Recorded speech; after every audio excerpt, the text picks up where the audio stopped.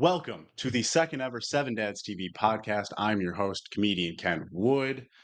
On today's episode, we're going to be talking about some shit. Clearly, it's just going to be a white dude rambling. Sometimes I'm going to have guests, but who needs guests anyways? Who wants compelling interviews with interesting guests? Everyone just wants a white dude rambling. That's what the people want. So that's what I'm going to give the people. If you haven't already, please check out my last sketch and the first episode of this podcast. My last sketch was fentanyl nicotine gum. I know, some really highbrow stuff. It's about a nicotine gum laced with fentanyl. I know, really creative. Where's Lauren Michaels, right? Uh, yeah. So we're gonna talk about some random things. First off, Russell Brand was recently canceled, and now he's exclusively on Rumble, which I think that is hilarious. I think that Russell Brand being exclusively on Rumble is probably the funniest thing he's been involved in since Forgetting Sarah Marshall. I mean, fucking serious. That is hilarious. If you would have told me that Russell Brand would have been accused of sexual assault in 2023, I would have asked you, why not any sooner? That's his whole shtick. He's like the British Pepe Le Pew. He's fucking little creepy as hell. I am also on Rumble, by the way. No dissing Rumble. It's me, Russell Brand, Louis C.K., Chris D'Elia, all the boys. We're all on Rumble. You can find exclusive Seven Dads TV content on Rumble. Our Jew jokes only on Rumble. Anti-censorship, you can talk about the Jews there. Isn't that amazing? We finally got a platform, guys, where we can talk about the Jews, and it's called Rumble. Isn't that quite neat? Uh, Russell Brand, one thing about him is why is he always talking with like his hands? You know what I'm saying? Like in that apology video, or not apology video, it's like him accusing the government of censoring him. And I don't know what's more realistic. The guy who makes his whole stand-up act about being a creep or him getting targeted by the government. I don't know. I don't know what's real. I'm not a conspiracy theorist, I'm not here to judge, Why is he always talking with his hands? Just talking with his hands. I know an Adderall addiction when I see it. That dude's on Adderall. That's what I think. So what else? Oh yeah, Israel Hamas. Oh, let's not talk about that. Oh God, Israel Hamas. What are you talking about? What? Let's not talk about that. Let's not talk about that. I like my Hamas with pita chips and some pita bread. Hamas. Hamas, the greatest Middle Eastern side dish, right? Let's not talk about that. Let's talk about something a little bit more important for Americans. Sexy Red. You know, uh, Sexy Red is, she recently had her sex tape leak. She supported Trump, and that's a hell of a week in American pop culture.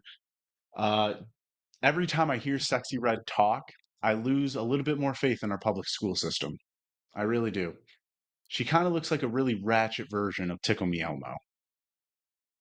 Yep, yep. Like if Tickle Me Elmo didn't teach kids the alphabet, but instead taught them how to scam welfare, that would be Sexy Red. You know, if Elmo left Sesame Street and went down to South Side Chicago, for a couple summers, um, with Big Bird, that would probably be Sexy Red. You know, you know, um, if Sexy Red had a McDonald's meal, it'd probably be a McRib, large fry, stylish shower cap, and a really big bottle of cocoa butter body lotion. Mm-hmm. Mm-hmm. It'd be a top seller in urban communities, And and I think Sexy Red is sexy. I'll give her that. I like, I'm from the suburbs of Detroit, so I like some sexy black women, I like some ratchet pussy. I like some black women that are scholars as well. You know what I'm saying? Some strong black women, from dating apps. Dating apps has really taught me that black women are not really into me. Mm-mm. Unless they went to a very white school district. Yep. If they went to a white school district, they like me. And that's something that I noticed. And I think it's because I actually probably look like every single cast member on Boy Meets World, every guy cast member put together. I think it's maybe that. I think it's maybe because I look like an AI generated image of Friends cast member. You know what I'm saying? They just see this, typical 90s white boy haircut that, I look like every background actor in a Scream movie. You know what I'm saying? You know, and I've only hooked up with one black chick, only one black chick, and it was at a concert. It was at an EDM concert. It was a DJ named Prototype in Pontiac, Michigan. Electricity, you know, and I knew she was black because you know, she had an afro, and you know, it was like a sister afro. You know, it was like a like the power afro. You know what I'm saying? You know, you could tell she's went on some marches before. She's she believes in her causes. You know, and I think that shit's sexy. Hmm. I believe that shit is sexy. You know, and I creeped up from behind.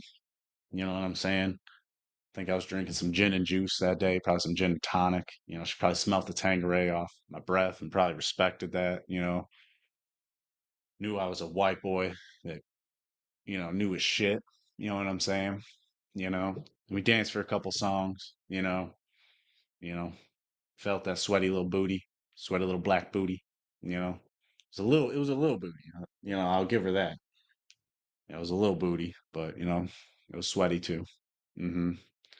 And you know, then we went our separate ways, and you know, we kind of hooked up in a way. You know, it was obviously at a concert, so couldn't do too much. You know, but I think about her a lot. I was thinking about writing a book about her actually, you know, where it's just like our experience. And then we meet later at a political protest and she's fighting for her right, you know, and I'm just there trying to make a comedy bit or something like that out of a serious event. And we fall in love. I'm going to write that book. It's going to be called Yin and Yang. And she's going to be the black part, and I'm going to be the white part of the yin and yang. And it's going to be coming together. That's going to be the book. hmm You know, yeah, you know, that's gonna be the book, and the autobiography picture on the back is gonna be my eighth grade MySpace photo where it's me in a fitted hat throwing up the peace sign because you know coming from the suburbs of Detroit, you know there was a phase, you know everyone had like a scene phase, and then everyone had I want to be black phase, and that was middle school for most people. You know what I'm saying? And then you fell into okay, I gotta wear preppy clothes to get some girls. You know what I'm saying? Then you kind of understand about flavor and everything like that. But I grew up with a lot of white guys who wanted to be black. You know what I'm saying? And that's just my thing. It's like, you know, motherfucker, you ain't hard. Your name is Gary. You know what I'm saying? And I'm sorry to all the motherfuckers out there who are hard named Gary. But come on, man. You know, I played a lot of basketball around the Metro Detroit area. You know what I'm saying? And you know, I'm very played a lot of places, you know, a lot of urban places, I guess you would say. You know what I'm saying? And I think being that white boy, you know, is really cool when you playing basketball and you balling out there. That's how you earn respect from the brothers. From the brothers, you know what I'm saying? You know, when you be setting those pick and rolls and you be doing those backdoor passes, you be spotting up. No one thinks you can shoot because you white, but you can shoot a little bit. You know, you shooting 30, 40%. You know, it's really great. You know, I've been called Dirk a lot of my life, you know, because I'm a tall white guy with long hair. And you know what? That might be a little racial to some people, but it ain't disrespect. That's respect right there. You know what I'm saying? Dirk's a legend. You know what I'm saying? You know, I got some Pau Gasol moves on me. You know what I'm saying? I've been watching the Spurs play basketball, playing white person basketball my whole fucking life. I know how to set picks. I know how to pick and roll, man. I know how to box out. You know what I'm saying? It's very good. You know, there was only one time I was ever in a fight playing basketball. It wasn't even a fight, but it was this white kid who was about 6'2". You know, he was kind of scrawny. I was balling out that day, and I fucking, you know, was hooping on him. And this kid, he wraps my arm when I go up for a rebound. So when I go up, I couldn't go up, and I like almost fell. So I said, "Serious, bro?" I hit him with that straight stuff. You know what I'm saying? Hit him with that. Serious, bro? And he said the most probably annoying thing you could say to someone who is actually pissed off at you for doing something to them. This motherfucker while he's still playing basketball, thinking it's a child's game at this point. Motherfucker says, "What are you gonna do? Cry about it?" Mm-mm, mm-mm. Not that day. I was not gonna cry about it that day. Mm-mm. And I have a witness that this happened. I have a witness that this happened about 30 seconds after that encounter.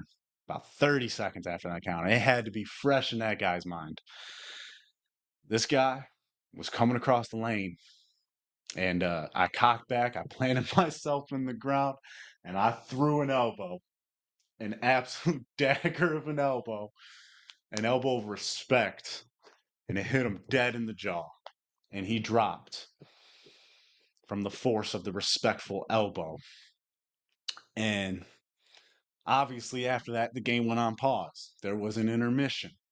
People just said, "What the fuck just happened?" And at that moment, I think I started talking a little shit. I look back at that moment and I wish I would have said, "What are you going to do? Cry about it?" As a comedian, when you forget to say something like that after you just, when you forget that you get that tag back, and you forget that tag back in an actual argument, as a comedian, you'll think about that for years. But yeah, I just talk shit, and we eventually apologized and kept playing together because that's how guys are. That is, I don't know if that's toxic masculinity. I don't know if that's boys being boys. You know what I'm saying? But that happened. I don't even know the kid's name, but I can guarantee he will never do that shit again playing basketball because my elbow connected with his motherfucking jaw, and I would do it again. I'd do it again. I'm actually thinking about writing a book about that experience, and doing that experience, but then we later fall in love at a Star Wars convention. I don't fucking know. Man, so we chilling. Uh, Doing comedy for 5 years, man. And really, with the thing with me in comedy is, I started during the Trump years. You know what I'm saying? Looking back, and I've been doing comedy 5, 6 years, and comedy is changing, and I do think it is changing way for the better. Comedy is a very important part of free speech and part of society, in my humble opinion. But starting during the Trump years, it was quite something. SNL. I'd watch SNL all the time in my 20s. That's embarrassing to admit, man. I always tell people that comedy probably steered me away from drugs, but it's almost more embarrassing to admit you watch SNL every weekend than, hey, I was addicted to some stuff in my 20s, man. 'Cause that shows you actually have a life. You probably had friends and you were doing drugs. Nope. I was sitting in my basement, my mom's basement at the motherfucking time, watching SNL every weekend. Had a little routine. I would light up the blunt after the opening monologue. You know what I'm saying? Fat ass blunt. And then I'd finish it around Weekend Update because they have the same routine. And that's embarrassing to admit, man. Even coming from a drug addict family, and my dad was addicted to heroin, but man, at least he probably had some friends around that time. Am I right? God damn, son, that is embarrassing to admit that I used to watch SNL every Saturday. But comedy was weird around then, man. It was, it was very watered down in my opinion. And I remember first starting out in comedy, and everyone back then was a little more sensitive about comedy, especially about Trump. But I actually had an incident at a comedy club when I first started comedy. It was in my first year, I believe, and this comedy club called me back quite a bit at first, and they so they had an open mic night one time, and I was in a pretty good spot, and I wanted to do a little, something different, a little something unique. So what I did is I came there dressed really weird, and I was wearing jean shorts, and I was wearing a hoodie, and I had really long hair, it was really messy, worn my glasses, and I was wearing steel toe boots. Now, when this open mic set, when it was my time to go up, I went up and I had a crumpled up piece of paper and I pretended like it was my first time doing comedy. I tried to make people, really awkward. I had some really cheesy jokes, and I hardly got them out on purpose. And then I was like, oh my God, I'm so hot right now.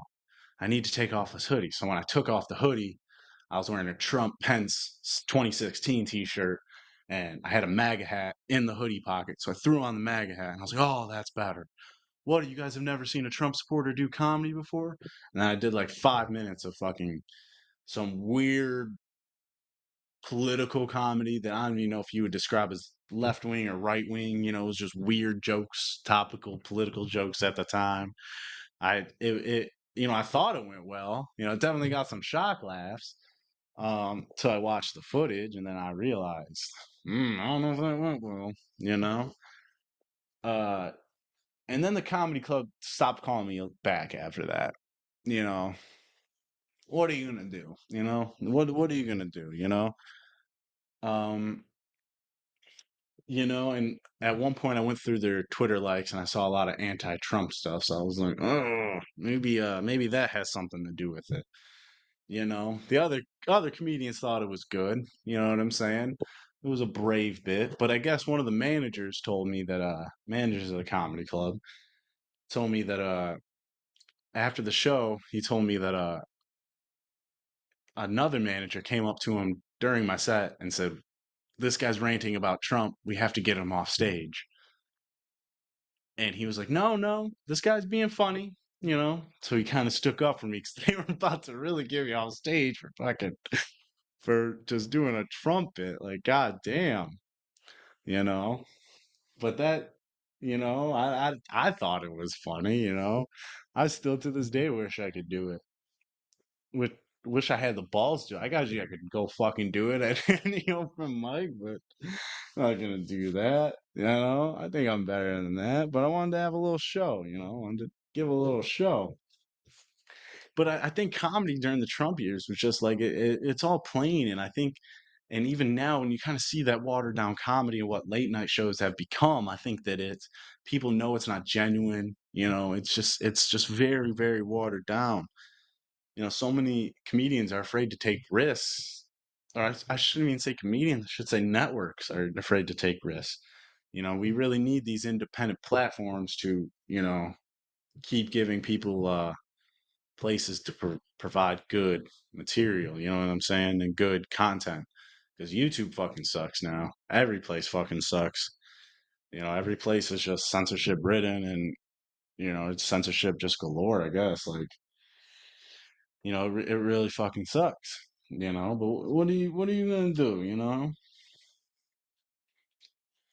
Mm-mm-mm.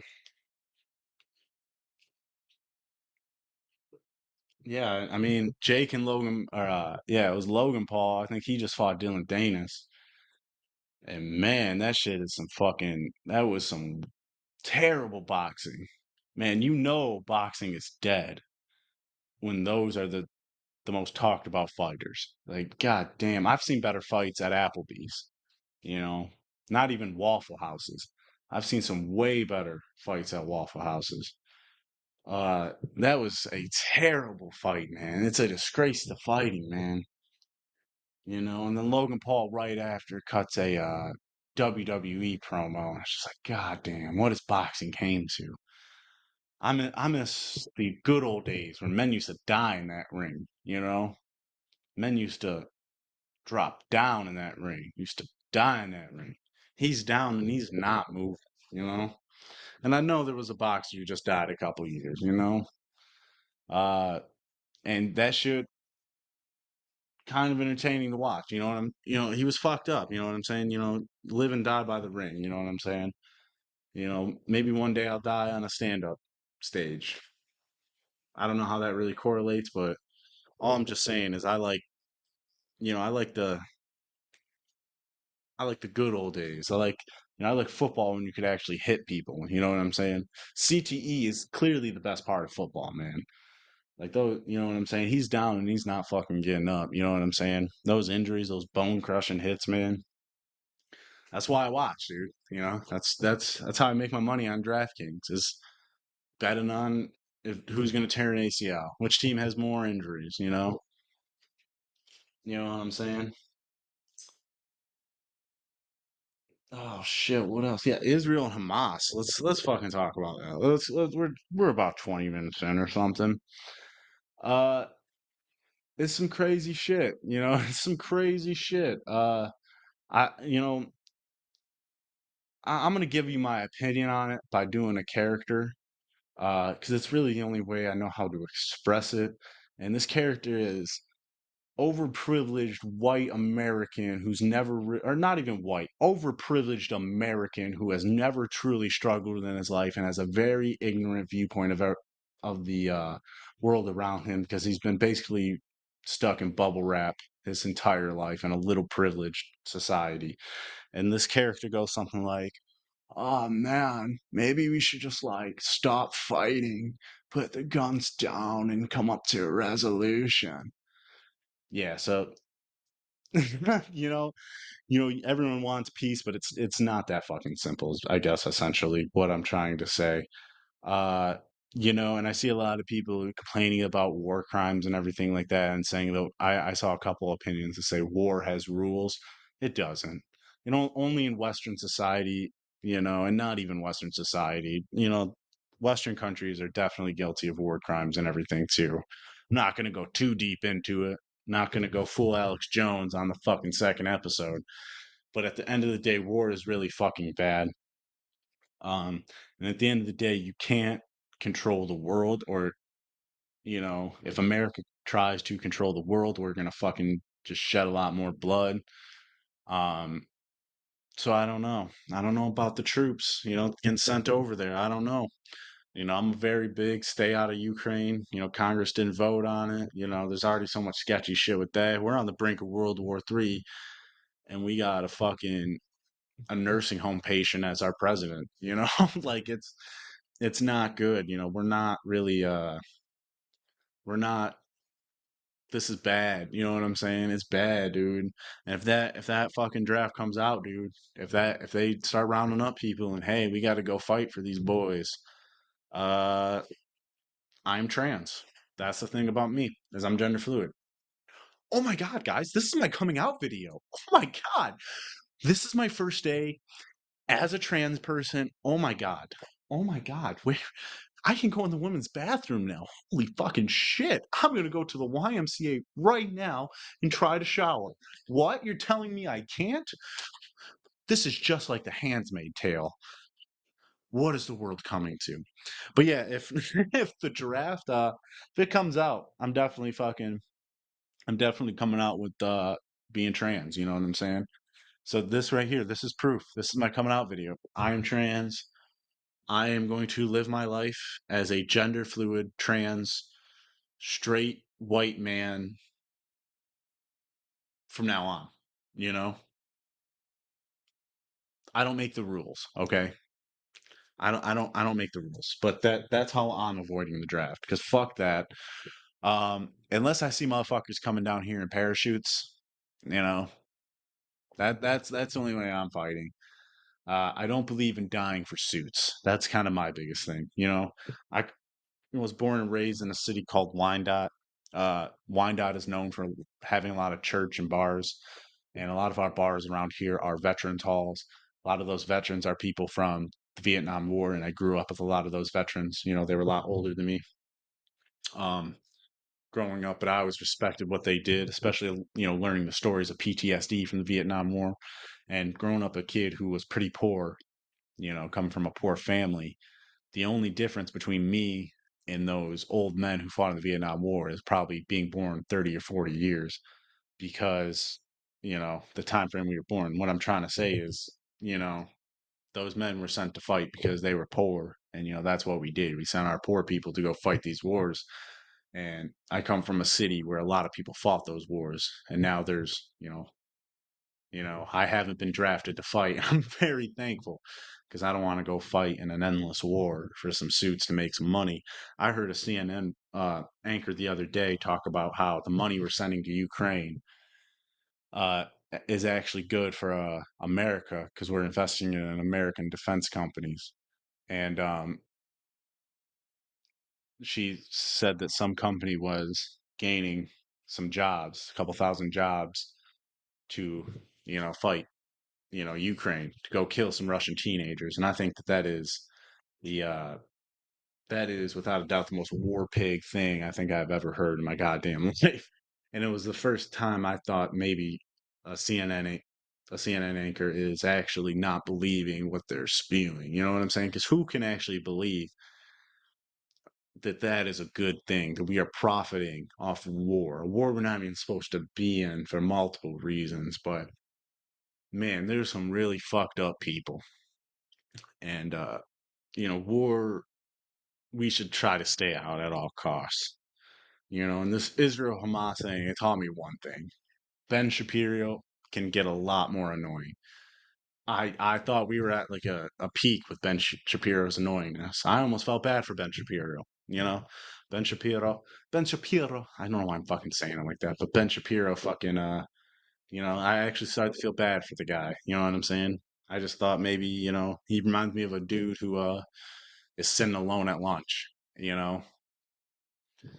know, Ben Shapiro's just sitting alone at lunch, and he just he's a pretty cool guy though. You know what I'm saying? He has some pretty cool music taste. He likes to play COD, you know what I'm saying? But I thought he was a pretty cool guy. I mean, maybe you want to invite over to hang out with your friends at his lunch table, at your lunch table, you know. But no, dude's annoying as fuck. You know what I'm saying? There's a reason why Ben Shapiro's eating lunch alone every day. And it's because he's annoying as fuck. And people like him, you know, he obviously he wants U.S. intervention in this because he's a J boy. I guess that's. I don't know if calling Jewish people J boys is even better than calling them Jews or anything else. I don't know. Good old J boy.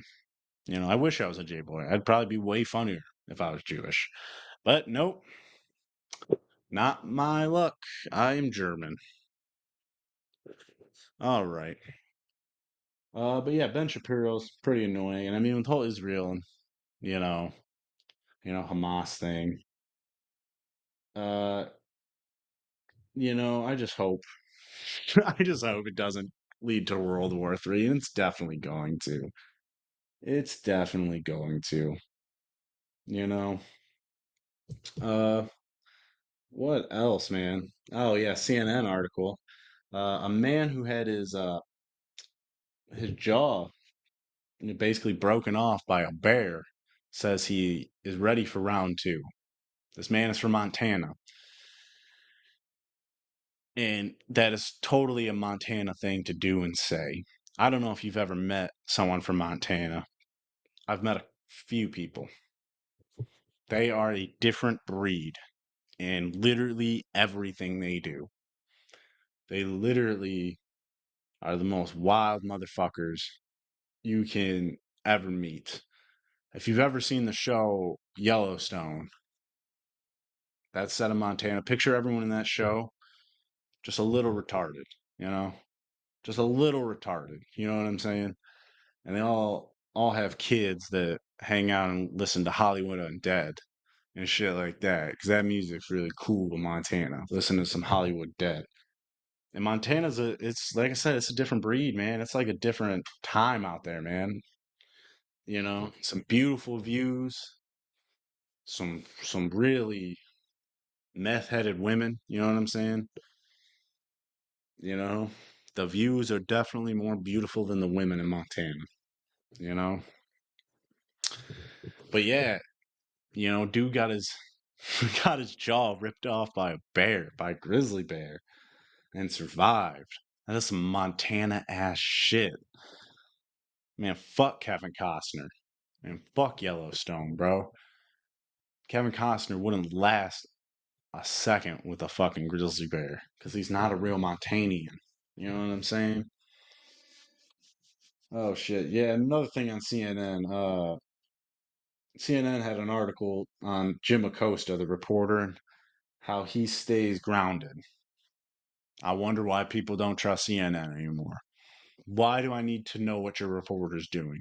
Why is his personal life on your news page? They talked about some shit of him liking rescue dogs or some shit. The fuck are you guys doing? You guys couldn't come up with anything else? You guys already had two headlines attributed to Taylor Swift. I already talked about Trailer Swift and fucking T Dog Travis Kelsey.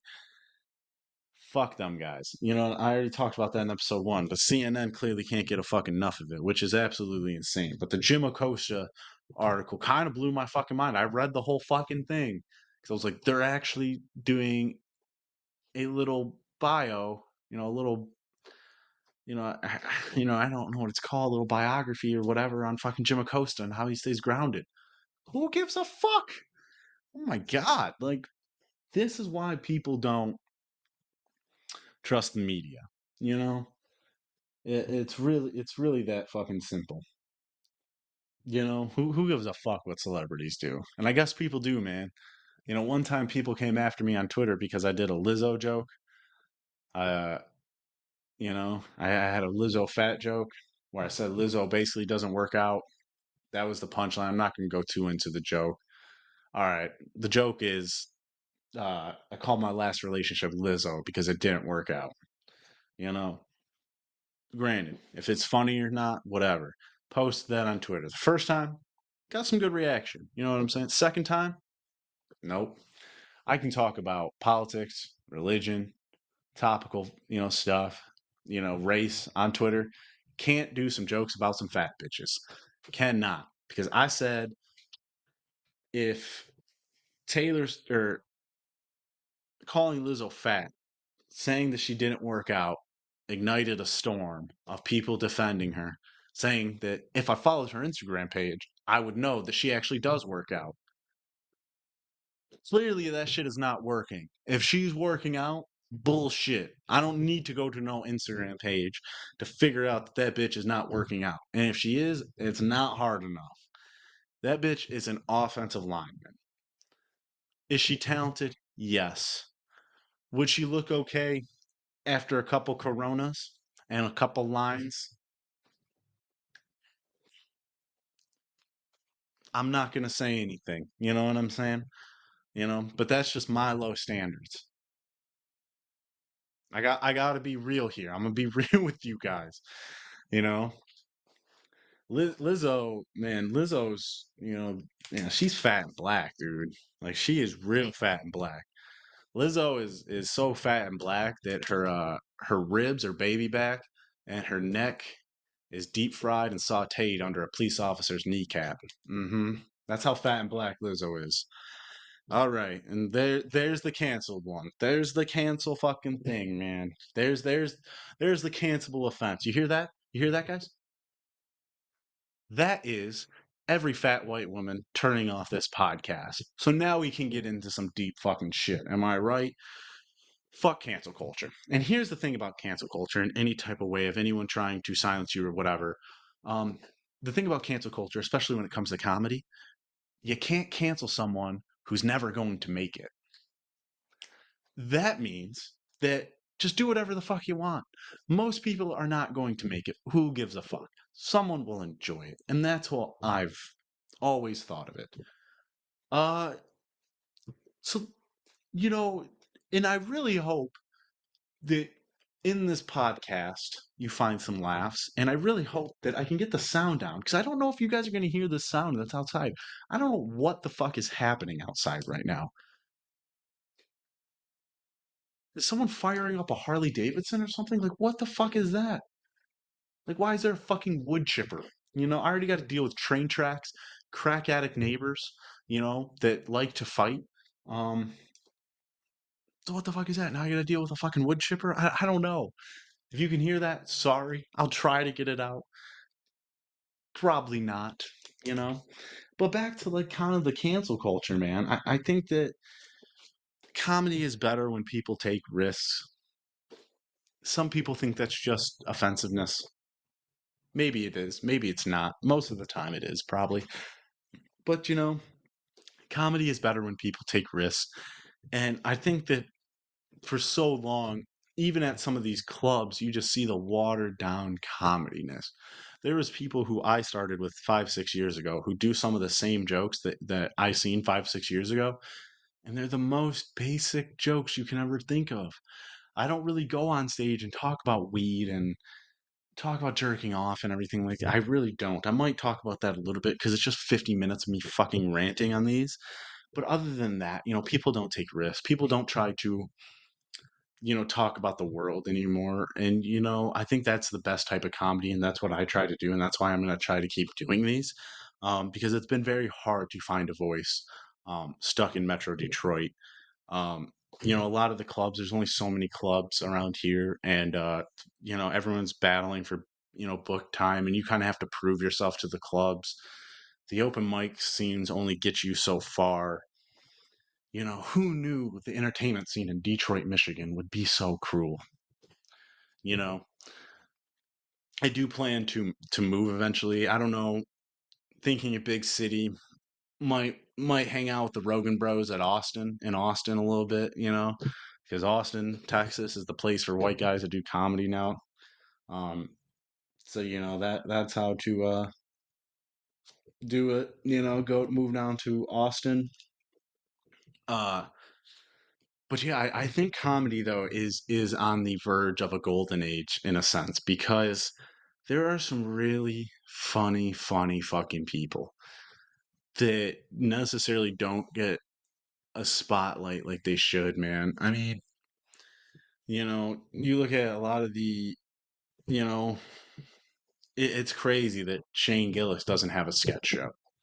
It's fucking ridiculous, honestly. If Shane Gillis got a sketch show, it would be the most popular or the highly anticipated sketch show in a very long time. And I don't know why they're not.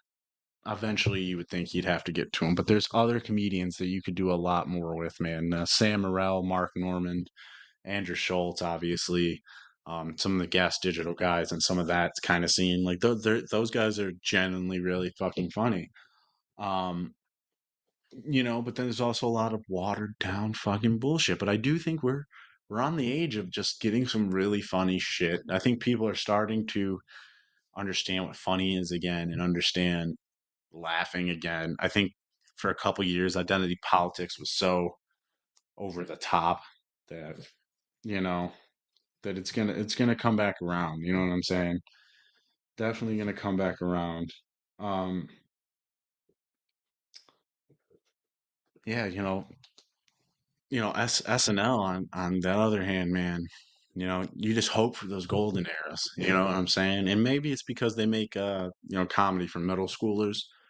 That's what some people say at least, and you can most people their favorite SNL cast is the one that they were in middle school to watch. Um, they, for me, it was a Lonely Island. I used to love the Lonely Island.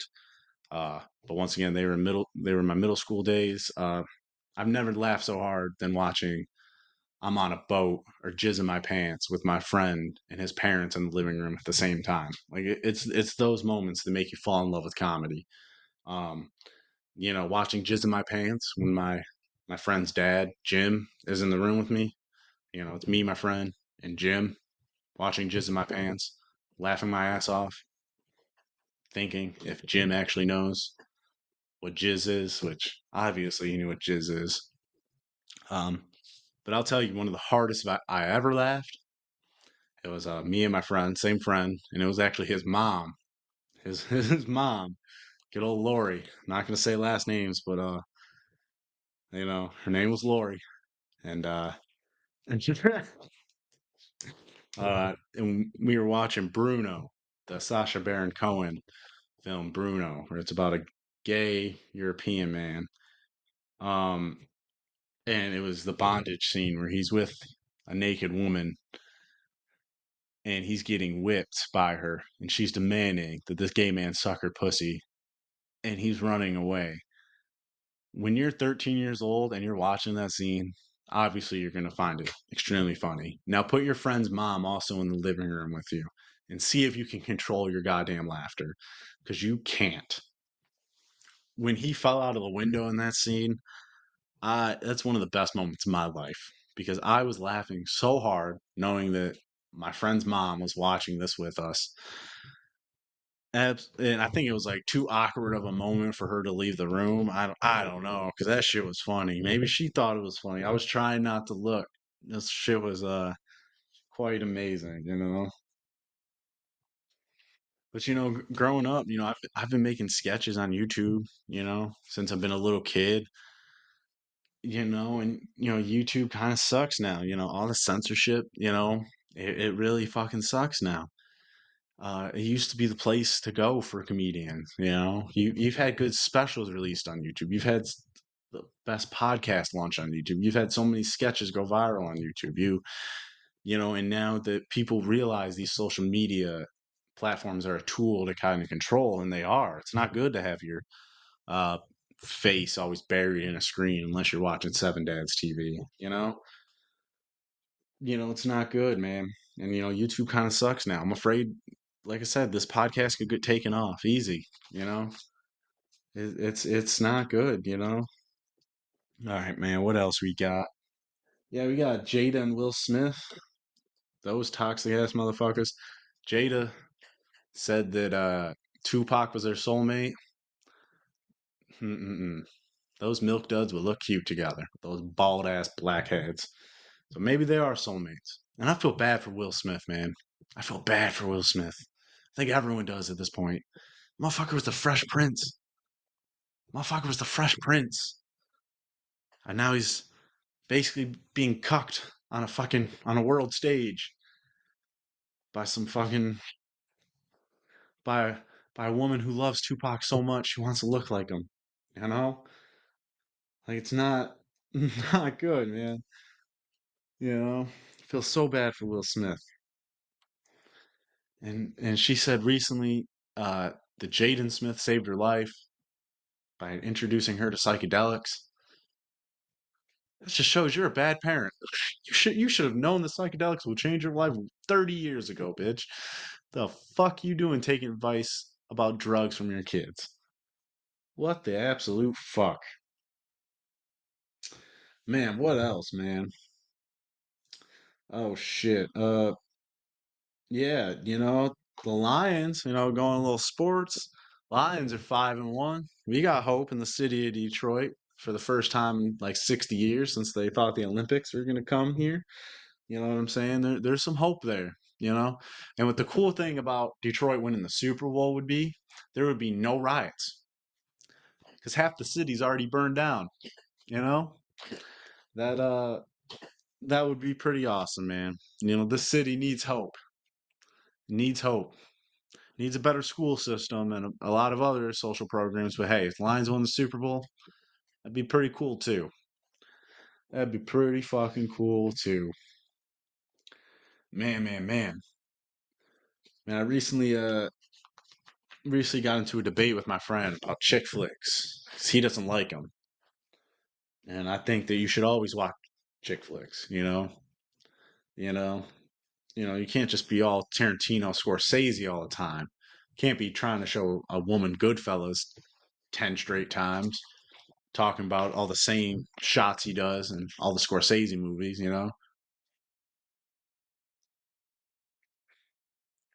Every time I'm throwing a little game, I like to mention chick flicks.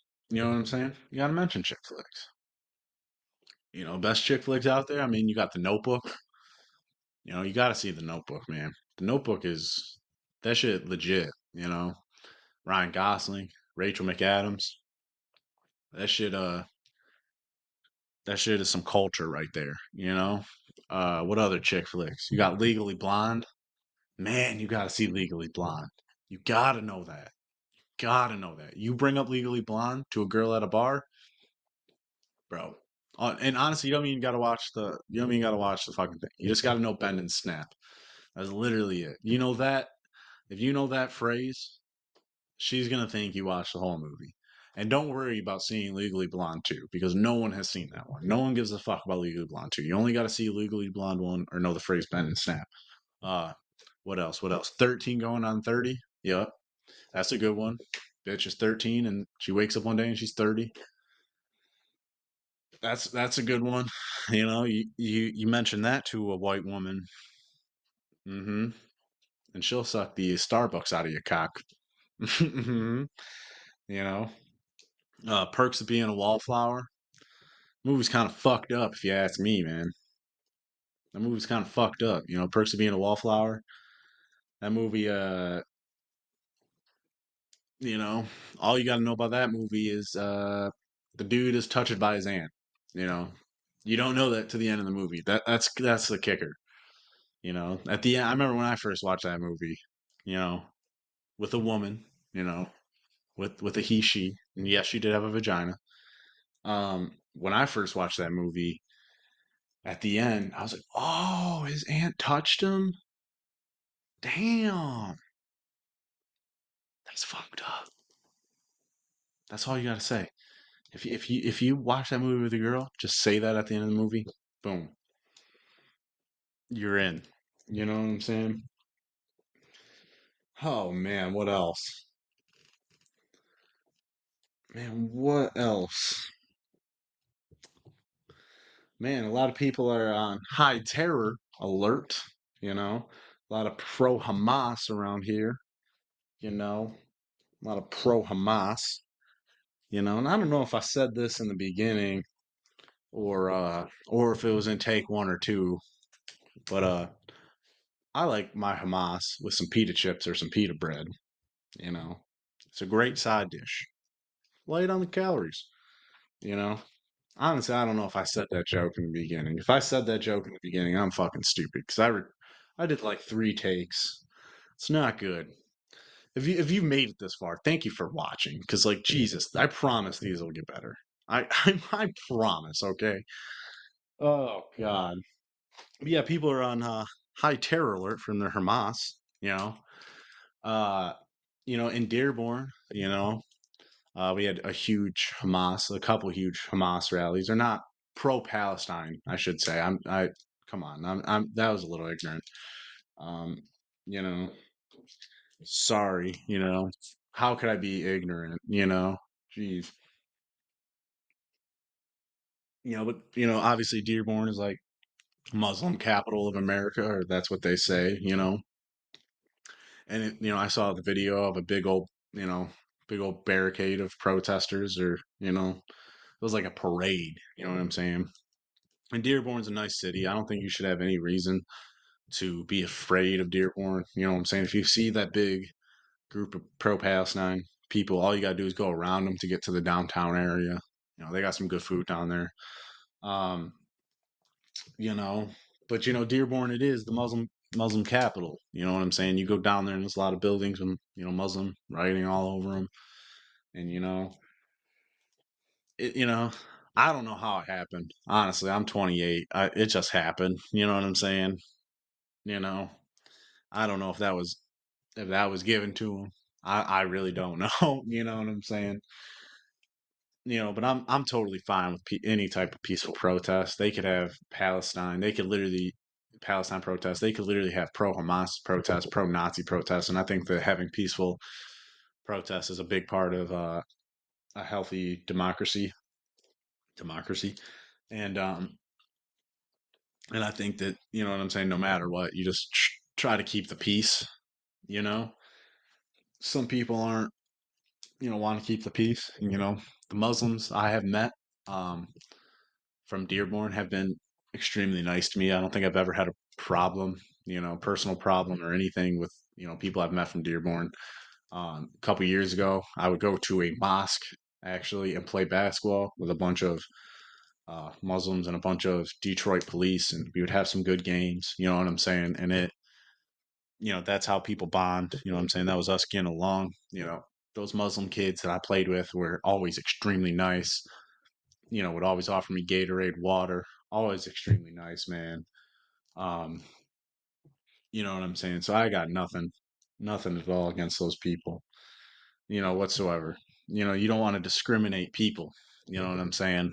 You can't discriminate against actual good people. You know what I'm saying? Um, those are all good people. My boy Ali, that's my boy. You know what I'm saying? And his friend Ali, that's also my boy. And their friend Ali, that's also my boy. And then they have another boy, and that's Ali, and that's my boy. And then they got yeah, and then who's that really good point guard I played with? Yeah, his name was Ali. Yeah. And then his brother Ali. Yeah. And I think their cousin Muhammad and his brother Ali. Everyone was good, man. You know what I'm saying? You know, Dearborn got some bomb ass food, man. No pun intended. They got some bomb ass food. No pun intended, dude. That shit'll really blow your mind. That you ever have some good Dearborn food? Make you die and go to heaven with 72 virgins, man. you know. And if you ever had some really good Muslim food, some really good Arabic food, you understand that maybe those towers were worth it. 2 towers for some actual flavor, 2 towers, 3,000 deaths, and then you actually get some flavor after that. You know what I'm saying? That's good, man. I love Arabic food. Shit tastes so good, so good. And like I said, when it comes to the protests, man, you got to have those peaceful rallies. You gotta have a society where you learn tolerance, even to the people you disagree with, and even to the people you hate, because someone's free speech is someone else's hate speech, you know, like that. And I see those pro-Palestine, you know, uh, protests, in Dearborn, and I just want them to keep peaceful. Don't want anything to blow up, you know. That's it, man. You know, and people, might think that's a little too racial, but hey, you know, what can you do? It's comedy. It's satire, bro. You know what I'm saying? Oh man. You know, oh God, man. I got some, dark humor, I really do got some dark humor. And I know I talked about it in my last podcast, my white trash life growing up and shit like that. But, I feel like the dark humor really comes from growing up, having fucked up things happen to me. Uh, you know, and also learning how to talk shit at a young age. My mom knows how to talk shit with the best of them. But also Xbox Live, man. Being from that generation that played Xbox Live, you know, when someone's playing you on Xbox Live and all your friends are around and the person you can't even see that's halfway across the world says they're gonna rape your mom, how you gotta talk shit back.